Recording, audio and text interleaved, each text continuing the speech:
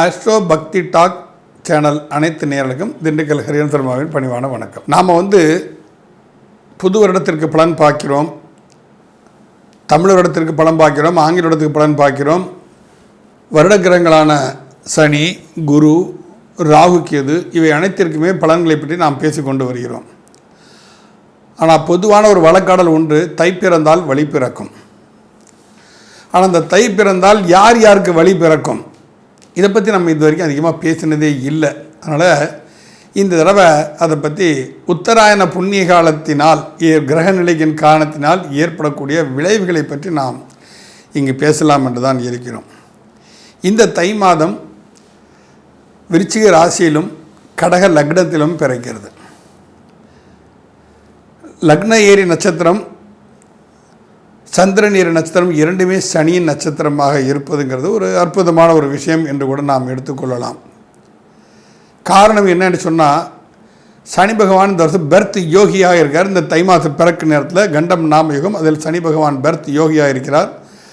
சந்திரன் அவயோகியாக இருக்கிறார். அந்த சந்திரன் அவயோகியாகி நீசமடைந்திருப்பது பொதுவாக ஒரு நல்ல விஷயம் என்று தான் நாம் எடுத்துக்கொள்ள வேண்டும். இந்த வருடம் தை மாத பிறப்பு என்பது பொதுவாகவே உத்தராயண புண்ணிய காலம் என்பது மிகவும் மகத்துவமிக்க காலம். ஏன்னு கேட்டால், தட்சிணாயன புண்ணிய காலத்தில் முடியக்கூடிய நேரத்தில் இறைவன் மக்கள் தொகை, பூமியின் பாரத்தை குறைப்பான். பல உயிர் சேதங்கள் நடக்கும். உலகம் பூரா எங்கெல்லாம் என்னெல்லாமோ நடக்குது. நம்ம இந்தியாவில் நடந்தது தான் நமக்கு தெரியுது. அப்போது அந்த உத்தராயண புண்ணிய காலம் என்பது அப்போ சூரியன் துலா மாதம் சொல்லக்கூடிய ஐப்பசி மாதத்தில் நீசமாகி அதிலிருந்து சிறிது சிறிதாக பலம் பெற்று அவர் மகர ராசியில் சந்திக்கக்கூடியதான் மகர சங்கராந்தி என்று நாம் எல்லாம் சொல்கிறோம். அந்த மகர சங்கராந்தி என்பது உத்தராயண புண்ணிய காலத்தின் ஆரம்பம். உத்தராயண புண்ணிய காலத்தில் தான் பல மேன்மையான தன்மைகள் எல்லாம் நடக்கின்றன. அந்த உத்தராயண புண்ணிய காலத்தில் தான் பீஷ்மர் கூட தன் உயிரை மாய்த்து கொள்வதற்காக காத்து கொண்டிருந்தார். உத்தராயண புண்ணிய காலத்தில் யார் ஒருவருக்கு மரணம் நிகழ்கிறதோ அவர் உண்மையிலே சற்று புண்ணியவான்கள் என்றெல்லாம் கூறப்படுகிறது. அயன தர்ப்பணம் பண்ணும்போதும் அப்படி தான், தட்சிணாயன உத்தராயணம் பிறந்த பிறகு தர்ப்பணம் பண்ணணும்னு சொல்லுவோம். அந்த வகையில் பார்க்கும்போது 15ஆம் தேதி 15/1/2026 அன்றைக்கி காலையில் தர்ப்பணங்கள்லாம் பண்ணணும் எல்லாருமே. இப்படி இந்த உத்தராயண புண்ணிய காலம் பிறக்கக்கூடிய காலகட்டத்தில் சிம்மத்தில் கேது, விருச்சிகத்தில் சந்திரன், தனுசில் புதன், செவ்வாய், மாந்தி, மகரத்தில் சூரியன், சுக்கிரன், கும்பத்தில் ராகு, மீனத்தை சனி, மிதுனத்தில் குரு, இந்த தன்மையில் இந்த உத்தராயண புண்ணிய காலம் பிறக்கிறது. இந்த நிலையில் 12 ராசிகளுக்கும் என்ன என்ன நிகழ்வுகள் நடப்பதற்குண்டான சந்தர்ப்பங்கள் இருக்கின்றன என்பதை நாம் வரக்கூடிய பதிவுகளில் பார்ப்போம். கும்பராசி நேயர்களே, இந்த மகர சங்கராந்தி என்று சொல்லக்கூடிய கும்பராசி நேயர்களே, இந்த மகர சங்கராந்தி என்று சொல்லக்கூடிய உத்தராயண புண்ணிய காலத்தில் இருக்க கிரகச்சாரங்களின் ரீதியாக உங்கள் ராசிக்கு எப்படி இருக்கும் அப்படின்னு நம்ம பார்க்கும்போது, ராசியிலே ராகு, 7லே கேது. ராசியிலே ராகு, 7லே கேது என்று சொல்லப்போனால், 7ஆம் இடத்தில் கேது இருந்தாலே குடும்பத்தில் பிரச்சனைகள் கண்டிப்பாக உண்டு. இல்லறத்தாருடன் கணவனாக இருந்தால் மனைவியிடமும், மனைவியாக இருந்தால் கணவனிடம் ஒரு பிரச்சனை, தேவையில்லாத வாக்குவாதங்கள், இதனால் குடும்பத்தில் பிரிவு ஏற்படுதல், அப்புறம் என்ன சொல்லுவாங்க, அது கோர்ட்டு கச்சேரி அப்படிங்கிற தன்மைகள்லாம் நிறைய வரும். இந்த மகர சங்கராந்தி யோக பலனை பார்க்கும் பொழுது, இந்த வருடம் கும்பராசியில் யார் பிறந்திருந்தாலும், இல்லை கும்பராசிக்காரர்கள் யாராவது திருமணத்திற்காக பார்த்து கொண்டிருந்தாலும், அவர்கள் என்ன சொன்னால், போலீஸில் வேலை செய்கிறவங்க, கோர்ட்டில் வேலை செய்கிறவங்க, ஹாஸ்பிட்டலில் வேலை செய்கிறவங்க, இந்த மாதிரி ஆட்களை பார்த்து திருமணம் வாழ்க்கை துணையை தேர்ந்தெடுத்து கொள்வது அதீத நற்பலங்கள் கண்டிப்பாக கிடைக்கும். ஏன்னா அவங்க வெளியில் பிரச்சனை சந்திச்சாலும் குடும்பத்தில் பிரச்சனை இருக்காது. எப்படியா ஒரு இளம் பிரச்சனையை சந்திக்கணும். ஆப்போசிஷன் பார்ட்டி கணவனாக இருந்தால் மனைவி, மனைவியாக இருந்தால் கணவன், கும்பராசிக்காரர்கள் இப்படியா ஒரு பிரச்சனையை சந்திக்கணும். அந்த பிரச்சனையை சந்தித்தா தான் அவங்களுக்கு அது குடும்பம் சுபீட்சமாக இருக்கும். அது 7ஆம் இடத்தில் இருக்கக்கூடிய கேதுவின் தன்மை. பொதுவாகவே எல்லா ஜாதகங்களையும் யாருக்கெல்லாம் 7ஆம் இடத்தில் கேது இருக்கோ, எந்த ராசியாக இருந்தாலும் சரி கேது இருக்கோ, அவங்களுக்கெல்லாம் நான் சொல்லக்கூடிய பரிகாரங்கள் எதுனா இது 100% கண்டிப்பாக ஒத்து வருகிறது.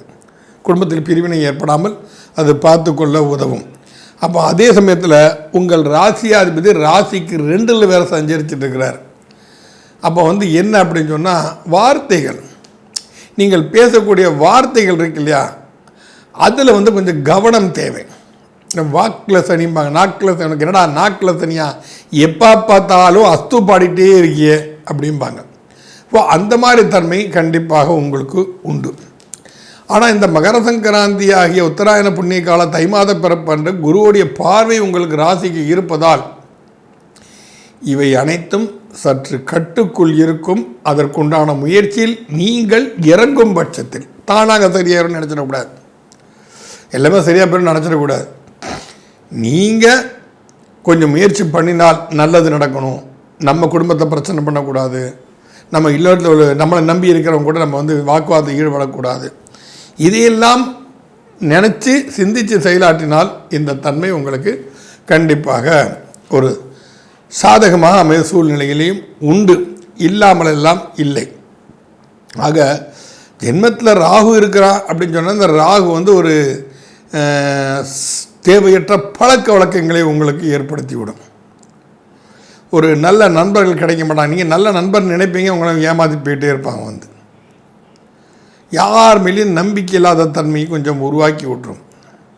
கடன் மாத்திரம் வாங்கி எந்த வேலை செய்ய கடன் செஞ்சீங்களே, ஆனால் அது கடுமையான ஒரு உங்களுக்கு ஒரு பிரச்சனையில் வந்து உங்களை கொண்டு போய் விட்டுரும். அந்த கடனில் சிக்கி தவிக்க வேண்டிய சொல்லி வரும், வெளியில் வர்றதுக்கு முடியாத சூழ்நிலைகள் வரும். அப்போ குரு பார்க்குறானே, குரு பார்த்தால் கோடி நன்மைன்னு சொல்கிறாங்களே, அதுக்குண்டான பவர் இல்லையா அப்படின்னா, குருவோ இந்த 2026 ஒரு ஸ்திரத்தன்மை இல்லாமல் இருக்கிறார். மகர சங்கராந்தி அன்னைக்கு அவர் மிதுனத்திலிருந்து உங்கள் ராசியை பார்க்குறாரு. ஜூன் மாதம் கடகத்துக்கு வருவார், அக்டோபர் மாதம் சிம்மத்துக்கு போவார், அடுத்த ஜனவரி மாதம் மறுபடியும் கடகத்துக்கு வருவார்.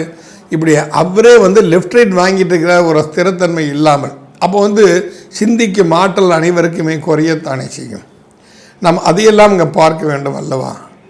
அதே சமயத்தில் உங்கள் ராசிக்கு 7ஆம் அதிபதி என்று சொல்லக்கூடிய சூரியன் 12ஆம் வீட்டில் வந்து மறைஞ்சு போய் உட்கார்ந்துருக்கிறார்.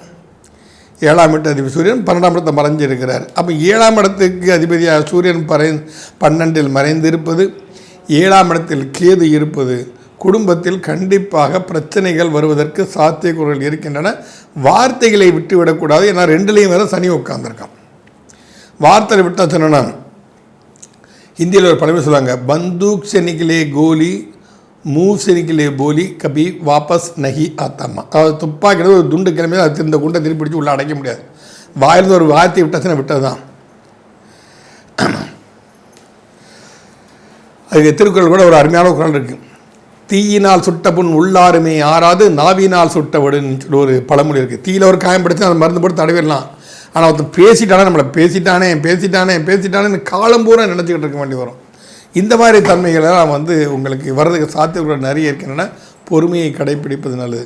உங்கள் ராசியாதிபதியே சனியாக இருப்பதால் நீங்கள் என்ன செய்யணும் அப்படின்னு சொன்னால், சனிக்கிழமை தோறும் காலையில் 6 to 7 சனி உரையில் வந்து நல்லெண்ணெய் தீபம் ஏற்றுங்க.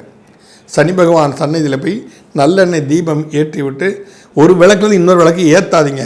நீங்களே தீப்பெட்டி கொண்டு போங்க, நீங்களே நல்லெண்ணெய் கொண்டு போங்க, நீங்களே விளக்கு கொண்டு போங்க, நீங்களே திரியை கொண்டு போங்க. எல்லாம் செய்யுங்க, தப்பு கிடையாது. கொண்டு ஏற்றிட்டு ஹனுமான் சாலிசாவை படிங்க.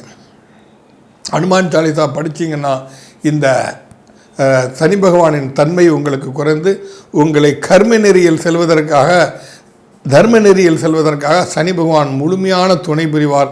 அதன் மூலம் நீங்கள் பல வெற்றிகளை சாதிக்கலாம். நேர்மையும் தர்மமும் யார் செல்கிறார்களோ அவர்களை பாதுகாப்பது தான் சனியோடைய வேலை. அது செய்யாதனால அவங்கள தண்டிக்கிறார். எந்த இடத்துக்கு போகாதுன்னா கேட்க மாட்டாங்க. ஆக கண்டிப்பாக நீங்கள் அந்த சனி பகவானின் வழிபாடு பண்ணுங்கள். செவ்வாய்க்கிழமை ஒன்று சனி பகவானுக்கு நல்லெண்ணெய் காப்பு சாற்றி அன்று சஷ்டி கவசம் படியுங்கள். இவை அனைத்துமே உங்களுக்கு அற்புத நற்பலன்களை கண்டிப்பாக கொடுக்கும். மீண்டும் மீனராசி சந்திப்போம். நன்றி, வணக்கம். மீனராசி நேயர்களே, உங்களுக்கு ஜென்மச்சனி இப்பொழுது நடந்து கொண்டு இருக்கிறது. இந்த உத்தராயண புண்ணிய காலத்தில் வந்து ஜென்மசனி நடப்பது அப்படிங்கிறது வந்து கொஞ்சம் உங்களுக்கு யோசனையாக இருக்கும். ஆனால் அதே சமயம் உங்கள் ராசிக்கு 11இல் ஒளிக்கிரகமான சூரியன் சஞ்சரித்து கொண்டு இருக்கிறான். அவன் இந்த மகர ராசி தை மாதம் பூரா தான் இருப்பாப்புல. தை மாதங்கிறது சாதாரண ஒரு மாதம் முழுமையாக 30 நாள் ஆகுது. அப்போ பொதுவாகவே நமது ராசிக்கு 11 ராசிக்கோ லக்னத்துக்கோ 11 சூரிய பகவான் இருந்தாலே அது என்னென்னா ஜாதகத்தில் பல தோஷங்கள் அதை தீர்க்கும். அது ஒரு நல்ல விஷயந்தான். அது அங்கே இருந்து கொண்டு உங்களுடைய 5ஆம் இடத்தை சொல்லக்கூடிய லக்னத்தை அவர் பார்க்குறார். ஏன்னா அந்த மகர சங்கராந்தி தை மாதம் பிறக்கக்கூடிய நேரம் கடக லக்னமாக இருக்குது. அந்த கடக லக்னத்தை அந்த சூரியன் பார்க்குறார். அப்போ அந்த கடகலத்தை சூரியன் பார்க்கும்போது அது உங்கள் மீன ராசிக்கு 5ஆம் இடமாக இருப்பதால் கண்டிப்பாக உங்களுக்கு கர்மாதிகாரத்தை செய்வதற்கு வாரிசு கண்டிப்பாக உண்டு.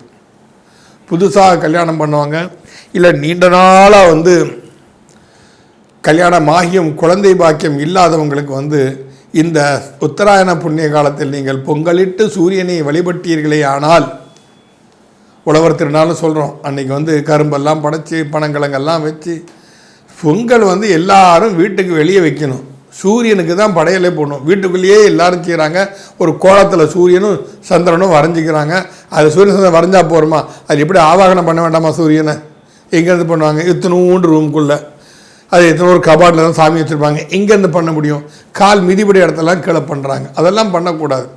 வாசல் தெளித்து பசுஞ்சாணமிட்டு மூழ்கி அந்த இடத்துல விளக்கு இது நம்ம அந்த அடுப்பை வச்சு மண் அடுப்பை வச்சு அதில் விறகு ஏற்றி பானையில் கிழங்கை சுற்றி வைத்து விட்டு பானைக்கு சுண்ணாம்பெல்லாம் தடவி சந்தன குங்குமம் விட்டு அதில் அரிசியை போட்டு பொங்கல் படித்து அந்த பொங்கல் பொங்கி வரும் நேரத்தில் பொங்கலோ பொங்கல் என்று சொல்லி சூரிய பகவானை நீங்கள் பிரார்த்து வழிபட்டால் இந்த மகர சங்கராந்தி முழுவதுமே உங்களுக்கு வெற்றிகரமான ஒரு பலன். ஏன்னா மீன ராசிக்கு ஒரு லாபம் தான். மீன ராசிக்கு மட்டும்தான் அந்த பலன் கிடைக்கும்.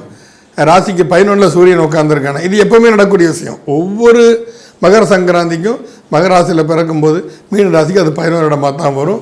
அதில் நிச்சயமாக உங்களுக்கு வெற்றி கண்டிப்பாக உண்டு. அதை நீங்கள் தாராளமாக செய்யலாம். அப்போ 7ஆம் இடமே உங்களுடைய லக்னமாக இருப்பது அதீத நற்பலங்கள் கண்டிப்பாக உண்டு. அப்போ இங்கே என்ன அப்படின்னா சனி உங்களுக்கு முழு யோகாதிபதியாக வர்றார். அப்போ ஜென்மச்சனியாக அமர்ந்து கொண்டு சனி யோகாதிபதியாக லக்னமும் சனி நட்சத்திரம், சந்திரனும் சனி நட்சத்திரம். இதுவும் ஒரு அற்புத நற்பலங்கள் எல்லா ராசிக்குமே கொடுக்கும். அது சனி யோகியாக இருக்கலாம். அப்போ சனி யோகியாக இருந்து நற்பலங்களை நமக்கு தர வேண்டும் என்று சொன்னால் சனியின் காரகத்துவத்திற்கு ஏற்ப உங்கள் வாழ்க்கை பாதையை நீங்கள் அமைத்து கொண்டு அதில் பயணம் செய்தால் நிச்சயமாக சனி பகவானின் பரிபூர்ண நீங்கள் திருநள்ளார் போக வேண்டாம். சனியின் பார்வையே உங்களை நன்றாக உயர்த்திடும். சனி பார்க்க கெடுப்பான்னு எல்லாரும் சொல்கிறோம். சனிக்கு கருணை பார்வை என்று ஒன்று உண்டு. யார் மீது கருணை பார்வை சனி பகவான் செலுத்துகிறார்களோ அவர்கள் உலகத்தில் யாராலும் வெல்ல முடியாத அற்புத சக்தியாக உருவெடுப்பார்கள். அது நிச்சயம், யதார்த்தம், அது பொய்யே கிடையாது. ஓம் பிராம் பிரீம் பிரம் சம் சனீஸ்வராய நமகன்னு அந்த சனி பகவானுடைய மூல மந்திரம். இதை சனியின் மனைவி தாமினி இயற்றிய மந்திரம். சனியை நினைத்து தியானம் செய்து இயற்றிய மந்திரம். சனி பகவான் பல வருடங்கள் காசியில் தவம் இருந்து சிவபெருமான் ஈஸ்வர பட்டத்தை பெற்றது. அப்போ சனியை எல்லாரும் ஆராதிக்கிறாங்க. ஆராதித்தவங்களுக்கு எல்லாமே நற்கதி அடைஞ்சிடுறாங்க. இந்த சனி கொடுப்பதை யார் தடுப்பார்? சனியை போல் கொடுப்பாரும் இல்லை அப்படின்னு ஒரு பழமொழிகள்லாம் உண்டு. அந்த சனி பகவான் ஜென்மச்சனியாக சஞ்சரித்து கொண்டு இருக்கும் பொழுது நீங்கள் தர்ம நெறியில் சென்று நியாய நெறியில் சென்று தனக்கு கீழுள்ளவர்களை மதித்து பழகி செய்தாலே கண்டிப்பாக யாரையும் ஏளனமாக பேசாமல் இருங்கள். இது சனிக்கு மிக பிரீதியான விஷயம். அடுத்தவங்களை மடம் தட்டி பேசுனாலும் எங்கள் சனியோட 7 நடச்சனி, ஜென்மச்சனி, அஷ்டமத்து சனி, அர்த்தாஷ்டம சனி, கண்டச்சனி, ஏதாவது சனி உங்களை பாதிச்சு. இந்த ஒருத்தருக்கு தான் இவ்வளோ பார்வை வச்சுருக்கான். இதில் நமக்கு அப்போ இது அத்தனையுமே உங்களுக்கு ஒரு பாதிப்பு கொடுத்து 10ஆம் இடத்தையே அவர் பார்க்கிறார். அப்போ 10ஆம் இடம் தொழில் ஸ்தானம். தொழில் முன்னேற்றம் வேணுமா வேண்டாமா? கண்டிப்பாக வேணும். அப்போ சனியின் ஒரு தர்ம நெறியில் நீங்கள் போகணும். ஆக இந்த ஜென்மச்சனி நடக்கக்கூடிய இந்த காலகட்டத்தில் உங்கள் ராசியாதிபதி குரு 4ஆம் இடத்தில் இருந்து கொண்டு அர்த்தாஷ்ட குருமா சந்தித்து பல இழப்புகளை தரக்கூடிய இந்த சூழ்நிலையில் அவருடைய பார்வையும் 10ஆம் இடத்தில் விழுவது, ராகுவும் 10ஆம் இடத்தை பார்ப்பது, சனி பகவானின் 10ஆம் பார்வையாக 10ஆம் இடத்தை பார்ப்பது, நீங்கள் தர்ம நெறியில் நீதி நெறி தவறாமல் சென்று கொண்டு இருந்தால் உன்னதமான தன்மையை அடைய உங்களால் கண்டிப்பாக முடியும். நீங்கள் செய்ய வேண்டியது சனி பகவான் வழிபாடு, ஹனுமான் சாலிசா படிக்க வேண்டியது, இவை செய்து கொண்டு இருந்தாலே உங்களுக்கு அதீத நற்பலங்கள் கண்டிப்பாக நடக்கும். நன்றி, வணக்கம்.